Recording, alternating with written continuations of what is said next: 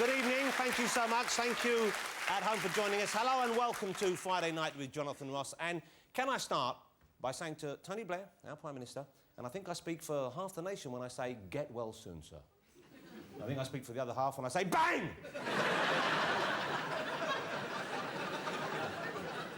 You know, what if that had worked? Wouldn't I feel at least mildly embarrassed? I think I actually know what it was that set him off. It was Cherie's little joke.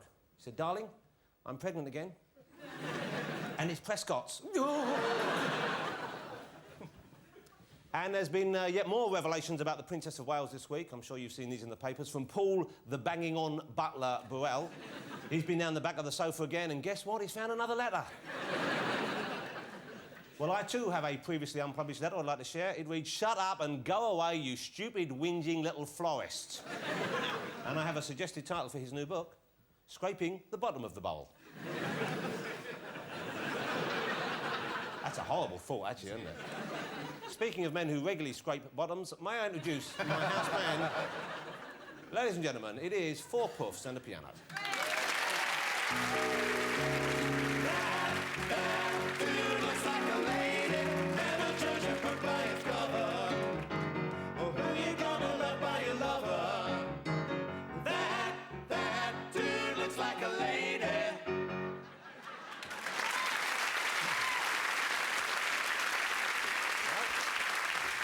It's been said before.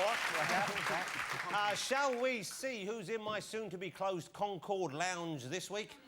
Let's have a look. My first guest is not just an hilarious stand-up, he's also a fully qualified doctor. Now, because of those 2 skills, he's actually the only comic Tony Blair is allowed to watch these days. It's Harry Hill, ladies and gentlemen. The one, the only. There will never be another. You look like a mutated schoolboy. Yes, well, it's a combination look. It's a look. My next guest is a singer, stage, television, and soon-to-be film actress. It is Martine McCutchen, ladies and gentlemen. Wow, you look beautiful. Lovely. Our next guest is a major key for this programme, and I'll tell you for why. Because I thought he really was dead. Jonathan. It's Mr. Griff Rhys Jones, ladies and gentlemen. I feel mortified. And finally on the show this evening, as if that weren't enough, and frankly it is, but we've also got some fabulous live music for you this evening from Primal Scream, ladies and gentlemen. First rate from the very top drawer.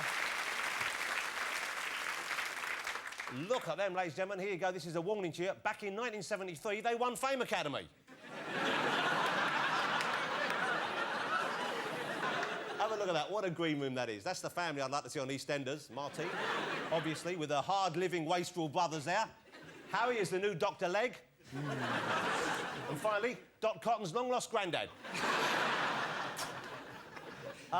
Before we get to that, some stories have caught my eye. This is the big news this week. I'm sure you've seen this. David Guest has claimed that soon-to-be ex-wife Liza Minnelli beat him mercilessly during their marriage.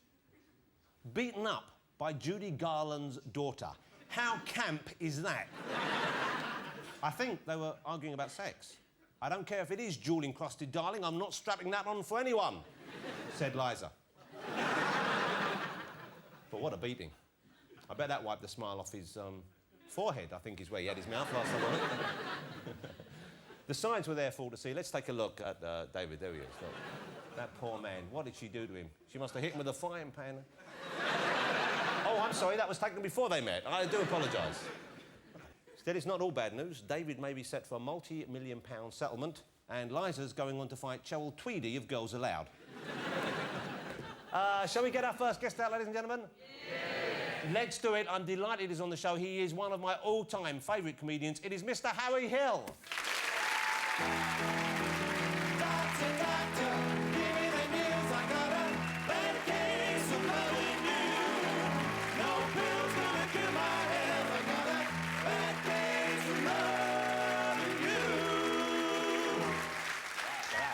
Yes. Harry, lovely to see you. Thank you for coming on the programme. I used to be a doctor, you know. That's what it was all about, I Yes. guess. How's your year been going? What's been happening for you? What's happening in your life? What's going on? How excited are you about the state of the world currently? Have you been watching David Blaine in his box? What's your opinion on that? What's going on, basically? Well, as my old dad used to say, black sky at night, night.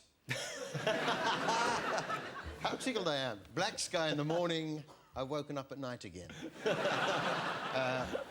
Well, what about this? I don't know. I was curious about that David Guest thing because, you know, wasn't Martine a bridesmaid? Martine was at the wedding. Because I was a page boy. I was there as a page boy, all done up. And, but I just think you can't trust anyone who paints the top of their head black. So, well, in answer to your question, I'm sure it's in your notes. Yeah. It's very well researched, this show. I'm Spectacle Wearer of the Year. A round of applause, ladies and gentlemen. Spectacle Wearer of the Year. I am too happy for you. Which is great for me. Wow. It's great for me because I've been wearing glasses since I was 9 years old, and you know, I remember I was teased terribly as a little boy. I remember the first time I put the glasses on, straight away the taunts, 4 eyes, goggle box, Joe 90, to which I replied, look, you're not the only optician round here. Keep them coming, keep them coming. That's marvellous. So this really then must be the high point of your life so far, I imagine. Look at that. You see, we have 2 other candidates there. Martine, not choosy from the look of things. Yeah. Actually, you make quite a sexy couple, the two of you. You should have gone to Specsavers.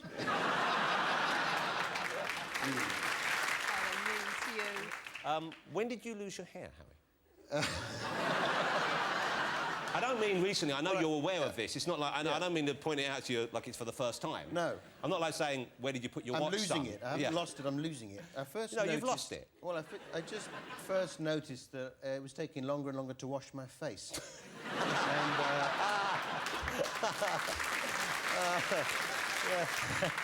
Yeah, you know, flannels weren't lasting as long as they should. I was getting... Have you ever thrown a flannel away? I was getting... No. Nor have I. But they last forever, don't they? Yeah, but you see, I've let my flat out to, I have a lot of flats that I let out to... That's how you make your money these days. To pygmies. And you think, great, let the flat out to pygmies, you get 20 in, you're laughing. But actually, there's more to it than that because they're real people. And there's nothing worse than coming back. There's nothing worse than coming back and finding that one of the pygmies has used your flannel as a towel. Yeah. Or even worse, you find them in one of your socks with your sister's Barbie. Don't you hate it when that happens? Harry's got a new series over on one of those other channels, starting next Thursday. ITV1, 10:30. Harry Hill's TV Burp. Yes. What I did was I looked around the schedules and I thought there aren't enough clip shows on TV. So it's a review of the week's TV, and we take clips and I go, oh, look at that. Look, you see, you're talking it down. You should be talking it up. It's a very funny show. It's a very funny show. Yeah, it's unusual because you think it's going to be a clip show and it really isn't. It's actually Harry Hill being very, very funny. And the clips are just there as kind of, little jogs in the right direction. Yeah, and we do some original bits as well. For instance, one of the things we've got this year is When Anthea Turner Attacks. Which is about Anthea sort of annoyed at the public, to a certain extent turned their back on her, and so a white van pulls up at a bus stop and she jumps out and hits them over the head with one of those big snowflake chocolate bars. They're back in the van on the way. And did you get the actual Anthea to play herself in this? Oh, yeah. Yeah, I'd imagine she probably would. Yeah, she's great fun. It's a great show, though. I very much do it. I'm always struck by the observations you make, because I will watch many of the same shows and will not see the things you see with them. You have a peculiar way of looking at things. Yeah, well, I have to. Otherwise, it's not a show, is it? No. Let's have a look at a clip. We're going to have a look you got a clip? From the last series. We don't have a clip from the forthcoming series. Well, we haven't done it. Well, I see. You're going to start next week, I see. Well, it's the week's TV, you see. I don't understand. This is Harry's TV Burp. This is the last series. I'm sure the next series will be as good, if not even better. History Now with BBC's Time Flyers. What I love about history programmes is the way you can learn so much. What are these massive timbers doing in the riverbank? Well, to be honest, we're not entirely sure. I mean, it's obviously some sort of riverside structure. It's a riverside structure. Running across the bottom of the trench, and you can see it in the other section as well. Yeah, yeah. So, do you think that this might be a big ditch? Yeah, thanks a lot for that one, yeah. I'm really, genuinely glad it's back on. Thank you. Yeah. How much TV do you watch then? You watch it all on tape, or you watch it during the week as it's going out as well? Watch it all on tape, and the thing is, and then you're in this sort of twilight zone of knowing what's coming up So I'll be sitting eating my dinner, watching EastEnders, for instance, with my wife, and she'll be so like that, and I'll say, he says, "Hello, princess," now. Oh. All right, so I really enjoy the show. I'm glad it's coming back on. I want to see more of the other show you did as well, though, when you used to do more just out-and-out sketches and strange comedy stuff. Are you going to do that again? The fun of that's great fun because you have a blank canvas and you can start to make up funny ideas. But of course, the thing about TV Burp is it's easier in some ways because you've got all the TV and you've got all the material there. So what you're saying is you're just lazy? No. Yes. Nothing wrong with that. I've never realised that before. As long as we acknowledge it, there's nothing wrong with that. That must be why I gave up medicine in the end. Genuinely, you were a doctor? Yeah, and it's funny that thing about, with Tony Blair giving him the electric shock. Because I've given a lot of people that electric shock. I have so always wanted to do that. Yeah. Could you arrange that for me? The first, when I qualified, right, I remember the first cardiac, I used to be on the cardiac arrest team, and it would go, ba, ba, ba, ba, ba, ba, yeah, run, and I'd be running down... What's that, your theme music? You had theme music? It would Holby. Ba, ba, ba, ba, and I'd be running down the first one. I ran down the corridor, and it was a massive hospital, St George's Hospital in Tooting, and I was running so fast, but I was so out of shape that I had stopped to throw up. I had to throw up in the... Well, that's what you want from your doctor when you've had a heart attack. Him stopping for a quick chuck-up on the way to save your life. And you can see the patient sort of walking by thinking, but... Student doctors, anything for laughter in Rag Week. And do you get to shout, "Clear"? Do you have to shout "clear" before you put it on? Just like in TV? Yeah. And do you rub some sort of, like, lubricant on it or something, don't you? No, well, you put these pads on these days on the chest. Yeah. Do you miss doing that? I don't know if I miss it. I think... No need to get depressed. It was... I'm sure you can go back if you want. We need doctors. Comedians, 10 a penny. I mean, I'll be honest with you, most of the time it didn't work. Oh. So it was a little bit depressing. Oh, well, that's probably because you were so slow getting there after you chucked up in the hallway, wasn't it? You could have got yourself in shape, you'd have probably said there'd be twice as many people in Tooting. One hospital I worked at, they used to do it, and the lights would flicker. Oh, even better. In like the a movie, ward. like a Hammer film. Yeah. Dr. Hill must be saving a life again. Power! I need more power! Did you ever make a monster? Did you ever sew body parts together and make a monster? Well, I made plans to, but... That would be the first thing I would do when I was given my full doctor badge. Yeah. Maybe that's why they didn't let me go to school. But you could do that, couldn't you? Couldn't you make a monster out of parts? Yeah, I could do. I certainly could, and I've always, hoped to do that one day still. You could give it like a monkey heart or something. Not to use up a real heart that someone might But need. most of the monkeys, they would go onto the vets on the whole. They wouldn't come through our doors. But speaking of animals, Harry recently bought... What did you buy? You went to an auction.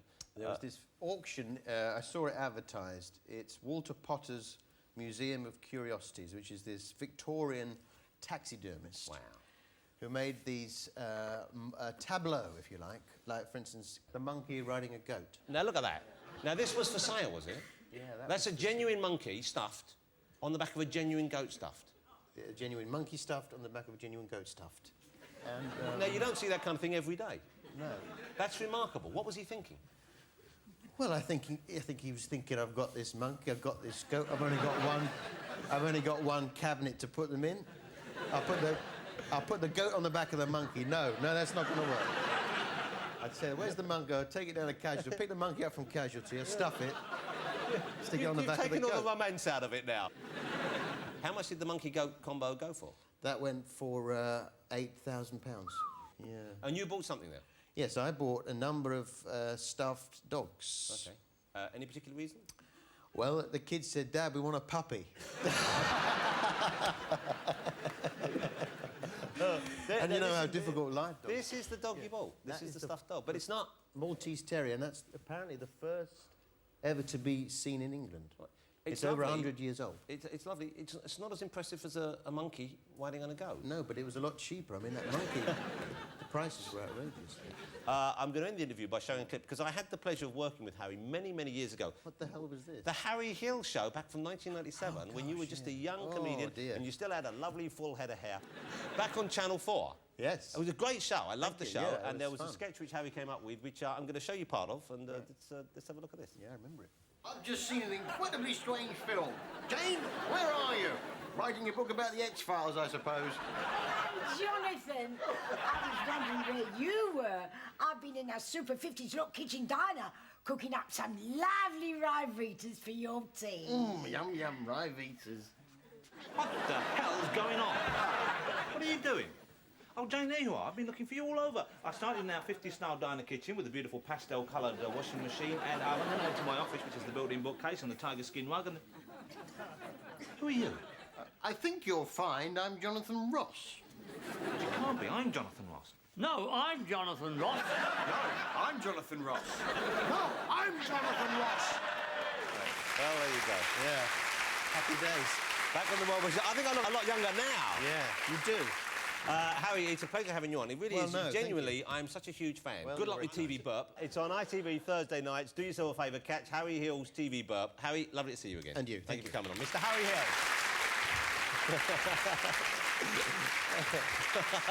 Get out. Here's a sentence I never thought I'd be saying, in public or otherwise. Jeremy Beadle has been having an affair. Did you see this in the papers? Beadle was having an affair. This is distressing because it means a minimum of 2 women find Jeremy Beadle attractive. And for all those faithful men out there, and I number myself amongst them, it means Jeremy Beadle's getting more than us. Jeremy did take precautions, though. Apparently, while this was going on, he used to dress as a traffic warden and wore a fake beard in case the husband came home early. Oi, get off my wife. Hang on. It's Beadle, I don't believe it. Where's the camera? 5 years he was having an affair for. But the last laugh's on Jeremy because all that time he was actually shagging Noel Edmonds. It was his best ever gotcha. Shall we get our next guest out, ladies and gentlemen? Yeah. I think so. I'm delighted that she's on the show. She's been on before. She's always a lovely guest. Please welcome Martine McCutchen. Picture you upon my knee, just tea for two, or two for tea. Me for you and you for me alone. Looking lovely. You look absolutely scrumptious. Thank you. Congratulations are in order because Martine is about to open in what's going to be, I think, the big hit movie of the year. It's going to be a huge success. I've seen it already.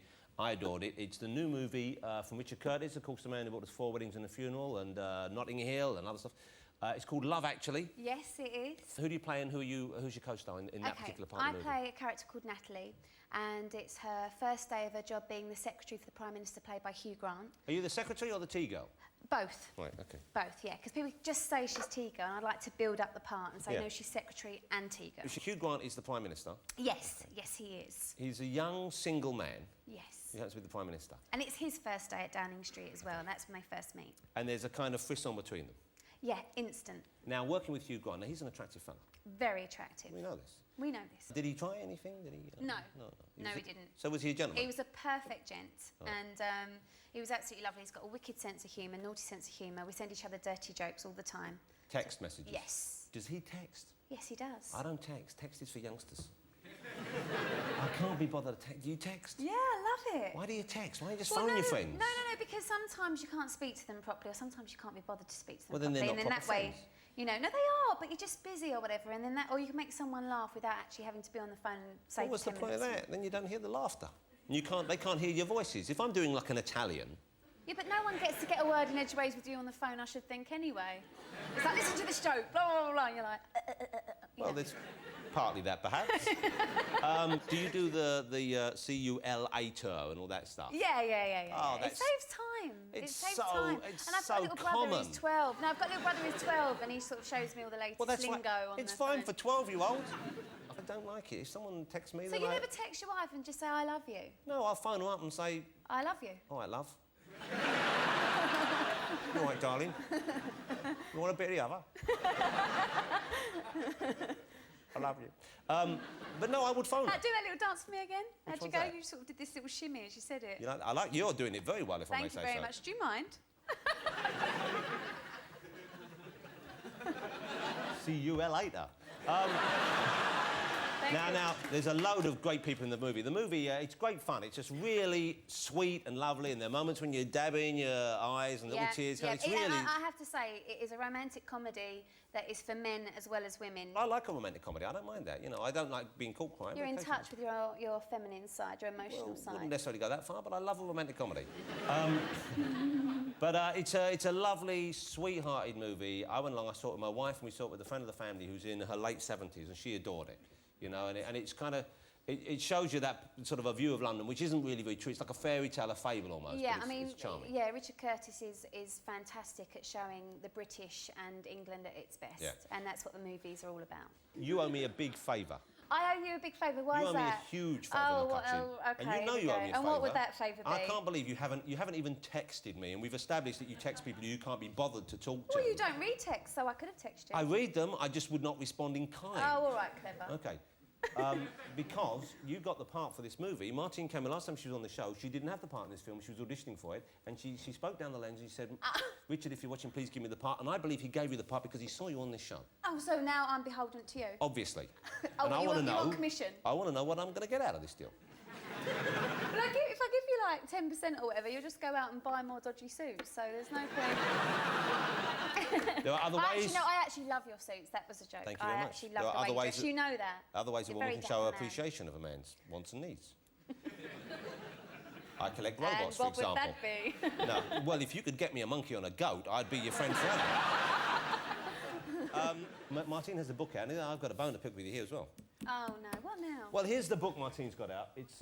It's called Behind the Scenes, and it's got... what's the premise behind this book? What was the idea behind this book? Basically, when I left My Fair Lady and I looked at lots of press clippings, I kind of did the one thing I said I'd never do and kind of judged myself by the press clippings, and at the same time I kept my own diary, and one made me feel really down and depressed and miserable and ugh about everything, and the other one was quite inspirational and was a true account of actually what happened. And a friend of mine was a literary agent, heard that I had a photographer shadowing me for a year just for myself, and offered me a deal with vast quantities of money. Wow, well done. And I just thought, well, you know, why not? There's going to be their account of it. Why don't I do my own? So this is like a year in your life? Yes, and it's photographic, and it's also ended up kind of half and half with words and diary and sort of snippets and things like that. Some lovely pictures in it, and in it you talk about many of the things you did in that year, including going on various talk shows during the course of the year. During the course of the year when you were on this show. And in the show here you mentioned Michael Parkinson. Yes. And there's a still of you, Parkinson says, I adore Parky. And don't we all? Yeah. Yeah, he's lovely. I love him. And then you went on the Frank Skinner show, and you said, I love Frankie. Frank Skinner is great fun. There you go, Frank, OK? And Harry Hill is cropping up there again for someone. That's when we did Wouldn't It Be Lovely? I'm sure that was lovely for you. It was fantastic. Yeah, lovely. Missed a great night. Now, on my show during the course of the year, I'm looking through the book. Oh, this copy I've given must have a page missing. Oh, look at that. Someone must have got to this first and taken out the picture of me. Or the mention of me. You know what? How lovely I am for getting you your film part. Yes, that's a very true point. But what I do have to say is... This better be a good but. No. Actually, this is true. Where you're kind of, you know, all big and successful now, and you've got all these sort of loads and loads of shows. When I was here to do the show last time, I was told that I wasn't allowed any other photographers other than your own photographer on set. Who said that? I don't know, one of the people in charge. You know who said that? Parky, because he knew he could get in the book and I wouldn't be in the book if he said that. Was it a bloke on the phone went, no, you're not allowed anyone. This is Mr. Ross's first and second one. Look, no photographers down the show. But next guest, Jimmy Tarbuck. No. You got the worst impersonation you've ever heard up close. Now, doesn't Martine McCutchen look stunning, ladies and gentlemen? Okay. You do, you look gorgeous. In the movie, you look great as well. And one of the things in the film, they're talking about, the characters all talk about you as though you're plump. They keep saying, oh, she's a bit heavy and she's got big thighs. And you're not that big in the film. You're really not. I mean, you have been quite hefty in the past, I know, but you're not. No, I know. Yeah, and you're not. And you always said to me, I preferred you when you were bigger. I love the thought of you larger. Whoa, I don't know what to say. Well, there's a shot of you. You've seen that before. This is from the book. Yes. If that doesn't sell it, nothing will. Now, but you lost quite a lot of weight, didn't you? Before the movie, and I guess after the movie, you're quite svelte looking now. Yes. And I read in a newspaper report recently that Here we go. Well, no, did you or did you not say this, that you attribute this dramatic weight loss to, I believe, loads of sex? I didn't say that, but that might be true. Well, it might or it is. Well, it helps. Helps to keep you fit, I guess. And so, now, you see, I think you must have been on a diet as well, weren't you? Well, I've kind of just been making sure that I swim. Right. And I've been trying not to eat too much dairy because that affects my voice and my throat and stuff, so that really helps. Me too. So you don't have dairy? I don't have much dairy, because I find if I'm singing on stage every night and I'm basically... I get a lot of phlegm. I suppose that what you're saying is in moderation if you have to do it to an extent. Yeah, and look make a the best certain of way. yourself. You know, if you're naturally a size 16 and you want to be the best you can be, then be the best that is. But no, I don't eat any dairy. And the thing is that I am going to be going to America soon, and we'd all like to think in an ideal world that they go, oh no, you don't have to lose weight, you don't have to try to be perfect, but they do say that. And I mean, I'll be the best that I can be, but I'm not going to strive to be anything that I'm not. Just like a size 6 or something stupid like that, because one, I just love my grub too much. And two, I just don't think it's a good message. I just don't like it. So you're off to America, and you have an agent out there now? You're looking for work out there, I guess? I've just got an American agent. I mean, it's all early days for me. Right. And I go out there end of this week and got screening tests and meeting casting directors and that kind of thing. And you know what it's like? Everyone can rave about you in America, and before you know it, you're unemployed and there isn't actually a job lined up for you. So other than promotion for the book and for the film, I don't have anything else lined up. So if you get me another job this time, I'll get you a 10% commission. You can buy as many suits as you want. I don't want cash. What I do want you a want? monkey on a goat's back. Is that a deal? Right. No. What's the point? I'm only asking for a stuffed simian. And where'd you get these things? From the monkey shop. You have the same agent, I believe, in America as Catherine Zeta-Jones. Yes. Which yes, I bodes do. well, of course, because, that was a success story, bar none. I mean, that was remarkable. Brilliant. I mean, a lot of people knocked her and didn't think she'd do it, and she has, so good luck to her. She's got an Oscar now, you can't... Unbelievable success, and deservedly so. Yes. Now, she also married into the movie star Fraternity with Michael Douglas, who took you on a date many years ago. Yes, he did. You missed the boat there, girl. Yes. No, not really. I mean, Catherine's not much, but she's a little bit older than me, and she likes older men. I don't really go for men that much older than me. He's lovely, but it was never like that. We never went out on a date on our own. There were other people there, and I just happened to be there, and, But David Guest is back on the market. Yes. That's a terrifying concept, isn't it? It's not my cup of tea. You know what? I've just realised something. If you could get him stuffed on the back of a goat, that would kind of make us quits. You're a sick, sick man. Liza Minnelli, you were at the wedding, of course, as Harry Yes, mentioned earlier. yeah. Martine was at Liza Minnelli and David Guest's wedding as you were a bridesmaid, is that right? Yes, I was. Which is a strange thing. I don't know quite how... There's that photograph of you looking like you were the Addams family there. Look. You're the only one who still looks like they're part of the human race in that picture. I don't wish to be mean. I love Liza Minnelli, but look at that. Everyone said to me, they went, oh, you look so young compared to everyone else. And I thought, I hope so. Yeah. Golly, look at that close-up of him there. Good Lord, you look lovely. Were you surprised that marriage didn't last? Yeah, I was surprised that it didn't last because I know that, I said to Liza I wouldn't talk too much about the marriage and everything else, and I've spoken to her once about it. You've spoken to her since the breakup? Yeah, and only once, and I just feel for her because despite, the amusement of everyone else and the press speculation and everything else, she genuinely believed in it. Because you've had a few close calls with the wrong kind of guys, haven't you? Yeah, I've had relationships that have been brilliant, I've had relationships that have been bad, and I'm just, really happy now that I found someone I feel like I'm truly myself with and I'm happy with and wants me for me. He seems like a nice fella.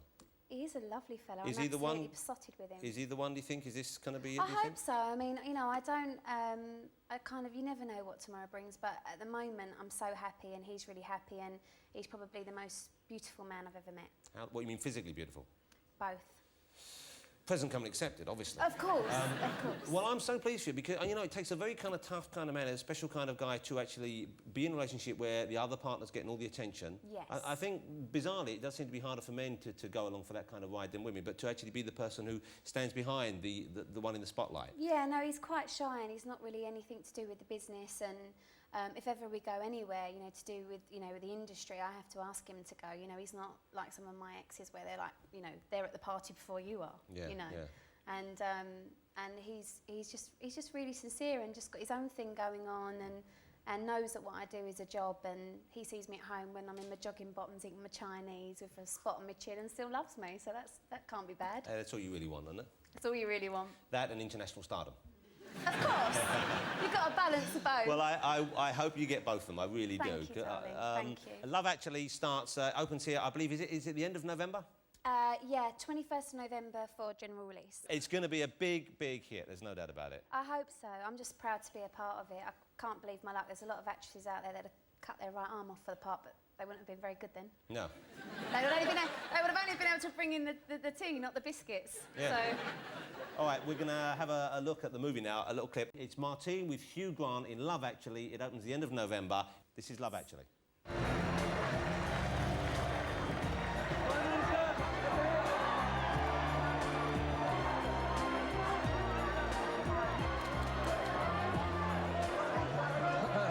Would you like to meet your household staff? This is Pat. Hello, Pat. Good morning, sir. I'm the housekeeper. All right. Well, it should be a lot easier with me than with the last lot. No nappies, no teenagers, no scary wife. And this is Natalie. She's new, like you. Hello, Natalie. Hello, David.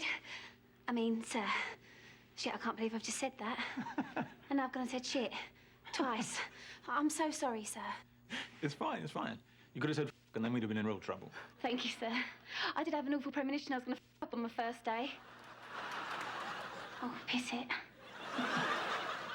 Right. I'll go get my things, and then let's fix the country, shall we?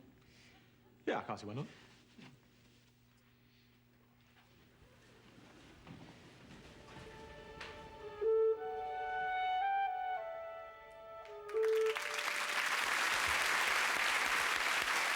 You see?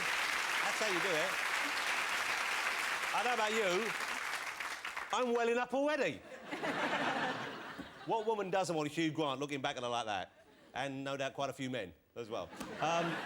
Congratulations, the movie's great fun. Lovely to see you again. Martine McCutchen, ladies and gentlemen. Thank you. Thank you so much. That will edit down lovely as a car. See you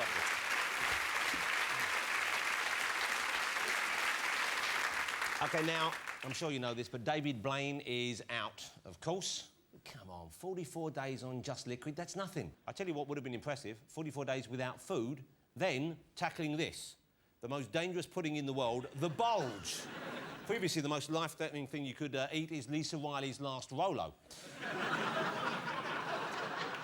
It's deep-fried banana, sugar-coated ice cream, caramel, chocolate sauce, pastry, syrup, marshmallow, cookie chunks and nuts. That's 100 grams of fat and 4,000 button-bursting calories. Mind you, there's probably Scotsmen at home now going, "Oh, I love, get one, but can I have some aerosol cream on that?" What accent was that, by the way? That was meant to be Scottish. It should have been, "Great, Jimmy. I love it, but can you deep fry it for me?" Shall we get our final guest out, ladies and gentlemen? Please welcome the oldest living Englishman, Mr. Griff Rhys Jones. This old house is getting shaky. This old house is getting old. This old house that's in the rain. This old house that's in the cold. Ain't gonna need this house no more. Ain't gonna need this house no more. Come on. Get me down here. I'll be all right when I get to the chair. I'll be all right when I get over here. I apologise, That's Griff. all right. I don't mind. Go and sit down. Well, look, Yeah, I'm going to lie down because I'm so old. He's not so old, really. I'm not. Well, you're 50 next month, is that 50 right? next month, yes. Wow, that's not that old. No, I don't think so, no. You see, but it comes as a shock. That's the trouble, when it comes. OK, let me ask you about the haircut, Yeah, because all right, yeah. you look like you've been out the same guy that Vernon Kay goes to these days. Really? So you've gone for the same feathery cut, and you've changed it recently, and this is a kind of like, I'm not getting old kind of thing, isn't it? No, it isn't. No. It is. No. Griff. Look, I have to say, Jonathan, I saw you Look at that with mullet. your haircut, and I thought, I'll have it like that. What happened was, no, honestly, it's the sort of Bernie Eccleston look, isn't it? He's got one of those long, and I'd never had that. I was one of the earliest shaved-off hair thing, but then I went on a trip, and I took a little bit of time off, and I let it grow long, and I had a big beard, and I looked, you know, generally like an old man of the woods. And I came back, and we started on restoration. And I said, look, I'm really proud of this. I've got hair all down here and my big beard. And they said, yes. And I said, are we going to do restoration now? And they said, fine. I said, are you worried about the beard and the hair and the thing? And they said, no, it's fine. No, fine. So we come just before, the day before we go to shoot. They say, we've changed our mind, actually. We think it should all come off. Well, Cut it all off. Now this is a strange blip in your life, because you decided to sail off to Russia, is that right? Yes. In a boat? Yes. we went to St Petersburg. It was That's bit a of an long way to adventure. go. I mean, what is the into kind of nautical miles or That was otherwise? 4,000 miles there and nearly back. Okay. We didn't actually make it back, alas. And it wasn't a big boat you were in either, was it? It was about the size of this city. Right. Yes. Okay. Now, that seems like quite a challenge. It was. Even It to a was- veteran it- sailor, which no, you're not, I believe. No, it's one of those things you do when you wake up and you say, I'm tired of the whole shallow, tawdry media world. Epitomised, if I may say so, by yourself. And, I so knew that was coming. You have a point. You think what I need in life is a challenge. I need to do something extraordinary. So, well, I think the boat came first. It was an impulse buy, because where Harry goes out and buys monkeys dog, yeah. on a goat, I saw this sort of beautiful boat. But anyway, you know what? Some people buy a car. Yeah. You know, they buy one of an Aston You were Martin. They buy an attracted Aston by Martin, a an old Aston vintage Martin. boat. They buy a vintage Aston Martin and they buy it for £3 grand. Then they spend 70 grand doing it up, and it's worth £3 grand. Yeah. Because you had it all taken apart and you had chrome put on the bits that previously weren't chromed. It was all because that's what made it special. Yeah. It's a sort of 50s. It's not a sort of old Atari boat. It was built for racing in Bermuda, and it's got great big sort of bits. This on is it the in upmarket chrome. equivalent of when men just go off to their shed on their own for days. It is. It? Well, you it was a spend floating a lot of time shed. with your boat. That was the thing. It was like a floating shed. There were so many things to fiddle with and play with. There's a compass and the lights and all that. So we set off, but we obviously. The most important, the two things, very important when you have a boat, you see. The first thing is, the last thing you want to do is go to sea. Not just because it's frightening, because it is, because you don't want to be miles out in the middle of the sea with the wind blowing and the... What were you thinking? But the second reason is because it's so f***ing boring. Can you imagine anything? Can you imagine anything worse than sitting in a boat for sort of 4 months going to Rio, when all you've got to think about is that Rio? It's just a beer. And who was on the boat with you? Well, now that's where it got complicated, because there are only a limited number of people, aren't there? Yeah. Who you can. I mean, you must know this amongst your own friends. I don't really have any friends. Well, no, you got. You must. You know, but you turn and you think, I've got to take somebody with me, right? Who's got several qualifications. Can I just ask something? Yeah. Were you like this the whole 4 months you were on the boat? No, because because they would have jumped ship. They didn't. No, they were good. They were very You're good. like some sort of hyperactive grandpa who's had too much. Well, you've been at the Sonata Jet again, haven't you? Only on the boat. No. Get off! Man overboard! Bob is the sort of person who can drop doing absolutely nothing at all to come with you. You know, he's one of those guys. Yeah, we've got Bob here with us. He's dropped us here to be. Good Lord, he's a scary-looking fella. No, he's not. He looks like Harry Hill's look-alike. He's very decent. Considering the amount of abuse he got from me, he's looking quite... But he's still in one piece. He doesn't look like a sailor, does he? No. Here's the book, To the Baltic with Bob. Yes. And, well, this is interesting because Bob gets his name in the title. Your name's not in the title. And it's like you would think that your name would be in the title because we all know who you are. Yes. And Bob, we've only just met. Well, it's sort of the story is partly about my relationship with Bob. The book, I haven't read it yet. I've started reading it. And I mean, really, I thought it was going to be the dullest book I've ever read.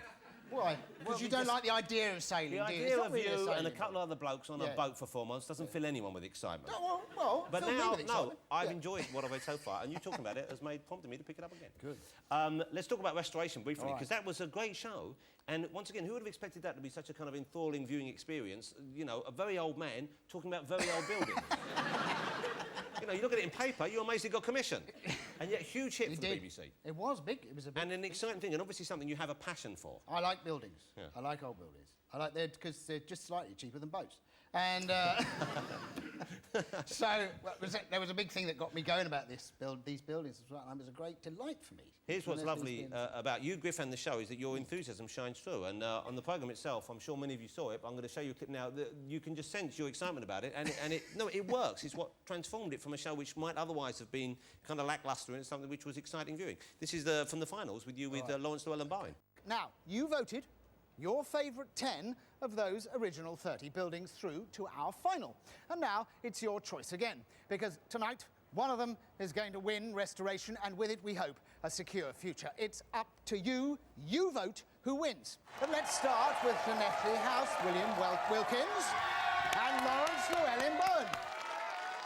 Lawrence, do you think it's more than just a good house in Llanelli? Well, I mean, Ptolemy said it all. It is one of the most seductive buildings we've got on this evening. Although, let's face it, please, let's face it, Llanelli House is the prettiest, Come on. That is why it should win. So if it should win, and let's say that it does win, what's the cost going to be there, William? It'll be approximately 3 million, so that it fits perfectly It fits into very your well. Just a little bit of spare change left to hand on to another deserving building somewhere in the thing. You know, the building one, of course, is going to be restored. Are they going to do that again next year? Because it's kind of like Pop Idol for buildings, isn't it, really? You choose I didn't your think that. favourite I think it's very... It's actually Fame Academy for buildings, Yeah. surely. And they've done this fantastic programme, it's very good, and they're scouring the country at the moment to find another 5 candidates. So you'll do it again next year? Yes, I believe so. That would be Coming great. back again. Now, for many years, of course, Griff was the funny half of a double act. He was the comedian. There was a straight man with you, Mr. Mel Smith. My stooge? Yeah. Where is Mel these days? I don't know what's happening. I was hoping you'd be able to tell me. I often think he might have ended up in a gutter somewhere. He's an esteemed director now. He is indeed. He directs films himself. Do you miss working with him? Do you miss doing those shows? I miss the fact that he's an esteemed director. He's never asked me to be in one of his films, but... he called, apparently. You were on a boat going to Russia. That's what I know. He thought, that's a flimsy excuse if ever I heard one. So, Mel, is there a chance for a reunion? Because I used to love those shows. I mean, genuinely, there were moments on... Not just those, I mean, not the 9 o'clock news was a great comedy show, of course, especially, you know, for the time, it was nothing else like it on TV. Yeah. But even now, it holds up well if you watch old episodes. But the stuff you did with Mel was great. There was some terrific stuff on there. And there was obviously a chemistry on stage between the two of you that you have never matched again. Well, I've never tried, let's be honest. exactly. I've never found another partner, but we're getting on very well, No, Jonathan. we You know, we could try it. I'm sure the two of us could Can you imagine how long we'd be in hair and makeup, the two of us? And, of course, the first time I really met you was the very first Comic Relief, which was here at the BBC in 1988. Remarkable, long time ago. And I probably didn't, let you know, but I was incredibly nervous because I just started on TV and I didn't really know what I was doing. And I had a show which was deemed successful. I was petrified the whole time. And I came along to do this big show. I was asked to do it with Griff and Lenny Henry, both of them comedians I'd admired for many years. And you were both so nice to me. Really, so nice. And I've always felt very grateful. And we could have been such couldn't we? Well, the year after, you were a actually. No, well, they'll cut that out later. No, that's staying in. Let's just... I want to say this. This is us back in 1988. This is terrifying. Coming up in a minute, lots more comedy, some more film reports and some more comedy. God bless you. God, he's got an easy job, hasn't he? That's all he's going to do all night, you know, read out bloody lists. Yeah, you shabby swine. Send him some money. You want John to stop doing that? Yeah. Send us a lot of money. It's not enough cash. And now, ladies and gentlemen, it's time. Will you boys behave yourselves? Yeah, we are. It's going to be here all night. Now, the man. This is the stuff totally rehearsed. He's all live. Keep And now, broadcasting. the man whose name has become a household vegetable, Jasper Potato. But, do you remember? The truth was, as we were doing it, because isn't it funny? You know what a small world media is, because actually it was Richard Curtis who was organising. And Richard Curtis was writing the scripts for Comic Relief. Yeah. But do you remember that? We used to do it, and it was very unprepared. And you'd be reading the autocue, and the autocue, like something out of the Lord of the Rings or some biblical epic, would start to change as you were reading it into something different. Yeah. And yet you had to carry on and say, whoa! And the other thing we were always doing was... and there are some very starving people. It's very difficult to get the... You start reading something as though it's a habit. It's going, and coming up, we've got a story about a woman who pulled her own arm off. But that was a terrible... You look at it now, I mean, it was a great show to be part of, and it, raised a lot of money. I believe it raised $5 million the first year, and the last Comic Relief raised $60 million, which is incredible. Even when you factor in inflation, we're heading in the right direction. But the first show was so bad, I found out that one of the reasons why I did so well is Africans were phoning up, pledging money and saying, we're not that hungry. Here's my credit card details, just take this show off the air. Griff, lovely to see you. Lovely to be here. Thank you for coming on the show. It's a pleasure. Thank you for the book. No, you must read it. Must I? No, you must, because it's a sort of modern-day 3 Men in a Boat. No, you know what? I am going to read it, and I've enjoyed what I've read so far very much. Griff, it's lovely to see you again. Thank you so much for coming on. It's lovely to be here. I am genuinely a fan. I'm a fan of yours as well, Jonathan. Otherwise, I would never have grown my hair. Ladies and gentlemen, Mr. Griff Rhys Jones. Thank you. Thanks to all my guests tonight, of course, the gorgeous Martine McCutchen, the gorgeous Harry Hill, and Griff Rhys Jones. Next week, I'll be joined by the small but perfectly formed Dermot O'Leary, Grammy award-winning artist Alicia Keys, the shy and retiring Paul O'Grady, plus we have music from the fabulous Flaming Lips. But now, performing the classic track Moving On Up from their new Dirty Hits album, it is the brilliant Primal Scream.